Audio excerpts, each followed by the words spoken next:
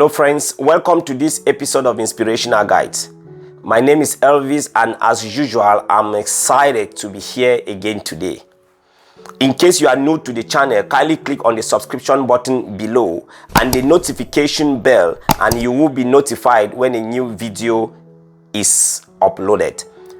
Today we shall be bringing a new series which we title Integration of Immigrants into the Western World. And in this very first episode, we shall be looking at first-timers' preparation towards moving into a Western country. The goal will be to look at the do's, the don'ts, the benefits, and most especially your own views on the best plannings after acquiring a visa. But before we take a break, I would like to leave you with these questions to puzzle on. Why do many from the underdeveloped or developing countries get misled after their entry into a Western country for a stay? Secondly, why do they get surprised and discouraged at the things that they see upon arrival? And lastly, why do they make wrong choices in terms of career, lifestyle, and others when they arrive in such countries?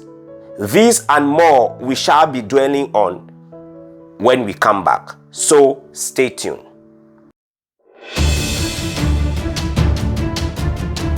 What you don't resist has the right to remain. Remember, the time that you lost can never be regained. Without God, all your acts of diligence are futile. Effective time management always guarantees success. And what you think is what you become.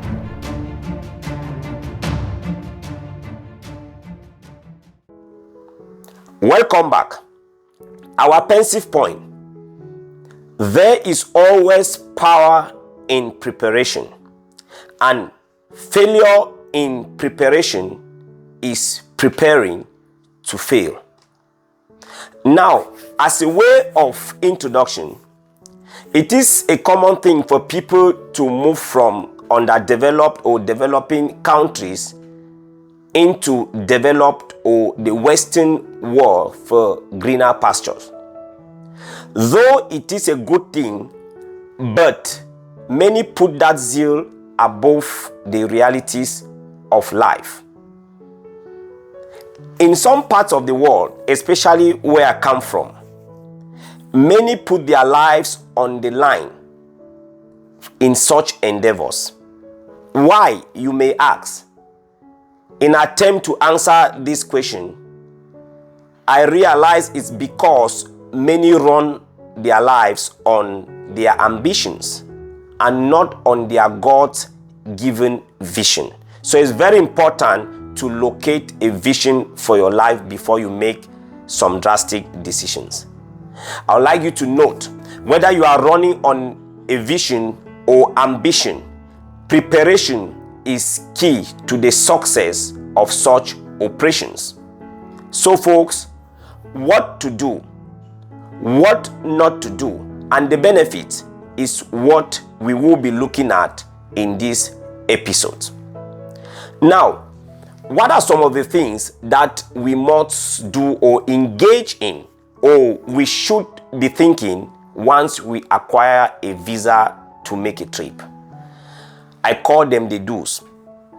Number one, make some research on the area you are going to live in through reliable inquiries, either from reliable people, or you can do that online.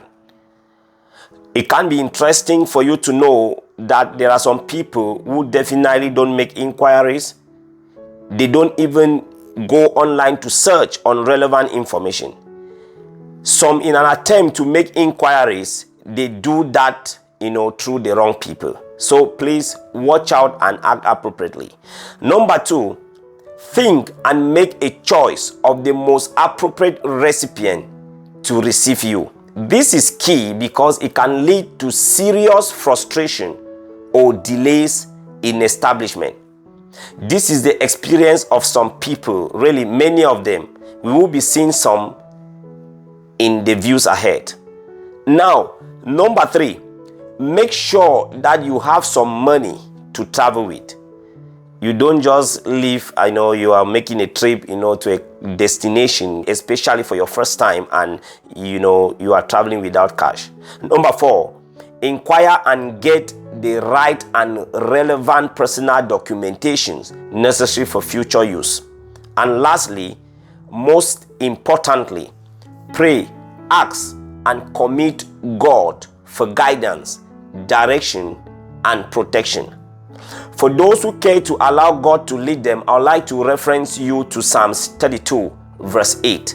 It says, I will instruct thee and teach thee in the way that thou should go, and I will guide thee with mine eyes. So once you allow God to guide you in such endeavors, then achievements for you in that country of destination are guaranteed. Now, what are some of the things we should not do? I term them the don'ts. Number 1, do not go into excessive celebrations, and spendings after you acquire a visa. Yes, I know you are supposed to be excited, especially for people who got it at all cost. But folks, do not get too excited and spend unnecessarily.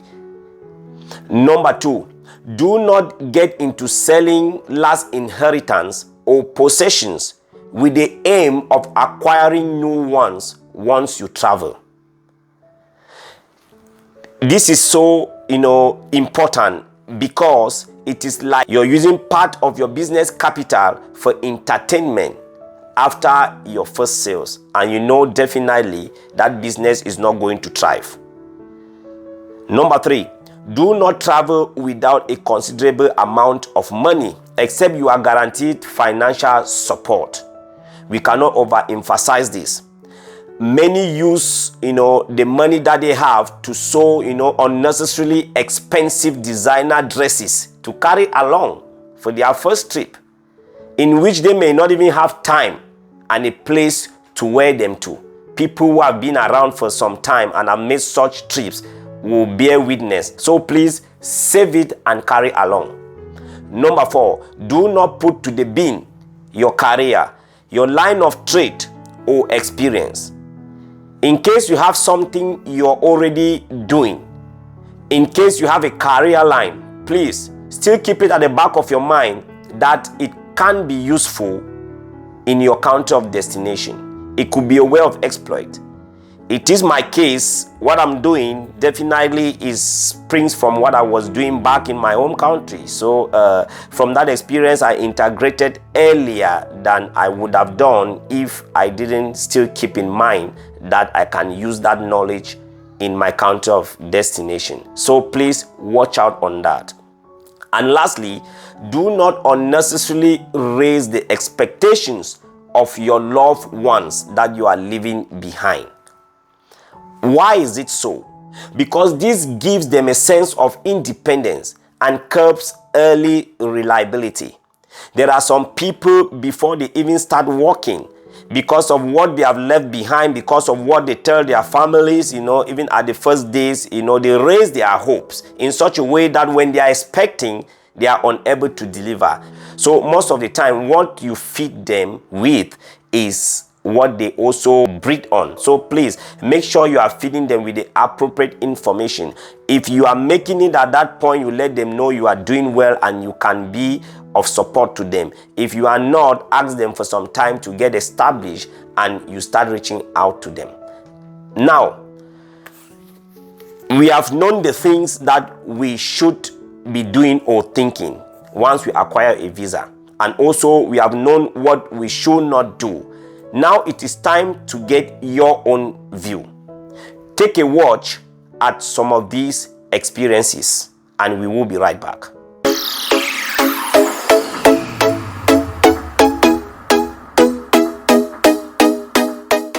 My reaction to the aftermath of my interview with the United States Immigration, to be candid with you, excitement was an understatement. You know, I was very grateful to God that, you know, I made it. My first attempt, I got denied. You know how devastated that could be. But I thought the lady that interviewed me didn't like my face at initial. But, you know, on the long run, I was overwhelmed with joy, you know, that, you know, I eventually got the visa. So it was a lot of excitement and then, you know, dancing and jubilation in the air. You know, it is what it is. You just have to celebrate.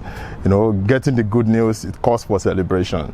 So one thing we do is to let our loved ones and friends, you know about it. All the folks around us, you share the good news around them. You throw a party if possible, you know. I remember in my case, I did just a little get together, inviting my friends to let them know that I'm changing address. And then, you know, yeah, we celebrate, we rejoice. Our long run, we go back to God because He is the one that made it possible, you know. As a married man, you know, a lot of expectation from you. I'm not coming into the United States as a single guy, you know, my wife has been here. So a lot of expectation, like you need to take care of your family, you need to provide, bring food to the table, you know. And then the mentality then back home is that, hey, there is money everywhere in America. When you go down the street, you should be able to pick money. As you know, there is a kind of experience created in our mind that there is a tree in America that you can plug money from. You know, all these are fallacy, they are not real. You know, you have to work hard to make sure that you bring food to your table in the United States, and there is nothing free. And let me tell you this, who you meet and how you came into the United States will determine how far you will go in the States. That is very, very important and essential. My preparation was excellent, 100%, because, you know, like I said, I have somebody guiding me, so I was able to pull all the necessary documents together even before the interview. So I have maximum record of information needed, you know, to scale through and then to have a smooth sail in the United States. Yeah, my preparation was excellent. I was touched on it because somebody was guiding me and she was able to pull me through. She had the experience, you know, I don't have to go through our time, you know, scaling through those experiences. So she was able to guide me. And then I prepared. I was not relying on my own, you know, technical know-how. Somebody is there giving me guidance. So whenever you want to come into, there is need to seek for advice. There is need to seek for information. You know, information at your disposal will help you when you arrive in the United States. If you don't have that information, it will limit how far you go. It's not how far per se, it is how well. So the information at your disposal will help you, you know, to be able to settle down and then scale through whatever comes your way. If there is anything I wish I could have done better while I'm back home, is to have a thorough plan on how to execute most of my investment plan. You cannot remove God out of any equation of your life. Why? Because in the book of Proverbs chapter 3 verse 6, the Bible says, in all your ways acknowledge Him. In all your ways, it includes your ways of coming into United States, your way of, you know, traveling outside your home country. In all, acknowledge Him and He will direct your path. Psalm 37 verse 5 also said that, you know, commit your way into the hands of the Lord and trust in Him, and He will bring all your desires, He will bring them to pass. One thing you need is connection. See, when you engage God, He will connect you to the right people that matters to your lifting in the United States. Okay? When you engage God, He will bring your path to cross the people that will help you in your lifting. No matter what you do in life, do not underestimate the hand of God, because when you take His hand out of your equation, at the end, the aftermath of it could be frustrating. You know, at times, a lot of people go through depression. It's because God was not in the original plan of their coming to the United States. You see a lot of people, when they are coming, they put one or two together, you know, they do arranging and do 1 + 2 without putting God in that equation. And at the end of the day, when they get to the United States, they get frustrated. Some of them could not even scale through. Some of them die in the process. A lot of things happen that we are not told when we are in Africa. You know, a lot of things happen. There are a lot of homeless in the United States, but we don't know of that until we got here. So put God first. He will make everything, you know, bless your ways, your bread, and then make your way prosperous in the land. It's good to pray. Yes, prayer is everything. But you need God to guide you. Anybody can pray, you know that. But it's not everybody that receives divine leading. So when you spend more time with God, you spend more time in Him, He will guide you. He will speak to you on the right step to take. He will lead you in the right path to go. You understand? That is very, very important. Don't just say, I want to pray, you go to God, you pray. It's okay, that's very, very important. But you need to spend time with Him before you take that step. Like I rightly said, the razzmatazz of the news in our home country is that there is money everywhere. When you go to the United States, you don't have to struggle, even your relatives at home will be calling you to send money. I tell you, the reverse is the case. Because number one thing you need to know is the way we pay our bills back home is different from the way they pay their bills here. The time we put to work here in the United States is different from the time we put to work back home. So all of these things, you factor them in, and then you will now realize that there is more in the United States than the way you are coming from. Some people don't struggle here. Why a lot of people do all-day jobs to survive. You understand? Number one, you need to get yourself acquainted with the system. Stay informed. If you need help, you speak up and speak out so that people will be able to help you. And moreover, don't just come to the United States and stay. If you want to compete with the whites, there is need for you to update yourself. You need to update yourself. You go to school. When you go to school, study to show yourself, approved in the system. All of these things will help you to scale through, and it will give you rest of mind in the long run to be able to compete with the people that owns the land. Yeah, it is very important to prepare, because number one, you've not been here before. You need preparation to be able to understand how to scale through the land.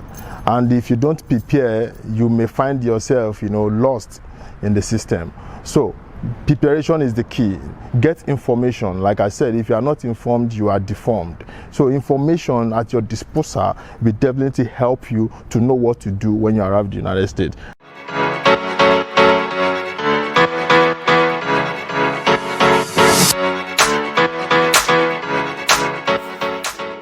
Welcome back. I hope you learned some lessons from the experiences. But we cannot go without sidelining some of the benefits of right preparation. In any case, proper preparation reduces errors or mistakes. Number two, it enhances our integration to wherever we go. Number three, it gives us a sense of direction and saves time. And lastly, right preparation gives peace, focus, and prevent surprises. What are some of the points to note? What we must take home: do not only get excited because you have a visa. Instead, look forward to the task that lies ahead. Number two, preparation is key to every task or journey that you are embarking on, for it is the founding block for every great move. In the case of Jotham in the Bible, in 2 Chronicles chapter 27 verse 6, he prepared himself before the Lord, and that is why he became mighty. Number three, note that proper integration in a country that you are traveling to is what guarantees achievement, not your presence. For instance, being in the United States is not a guarantee for a better life. But it is how well you integrate yourself and you position yourself that grants you access to a better life. Now, in conclusion, the level of your preparation determines how fast and far that you integrate in the new country you are traveling to. Remember to put God first in all your pursuits in order to guarantee your emergence and fruitfulness. I would like to reference you to the book of Isaiah chapter 58 verse 11. And the Lord said, I shall guide thee continually and satisfy thy soul in drought. It means in times of difficulties, in times of dryness. So friends, while you are happy about traveling to the US, to the UK, Canada, Germany, and any other developed country, spend more time in making inquiries on how life works there and prepare your mindset accordingly.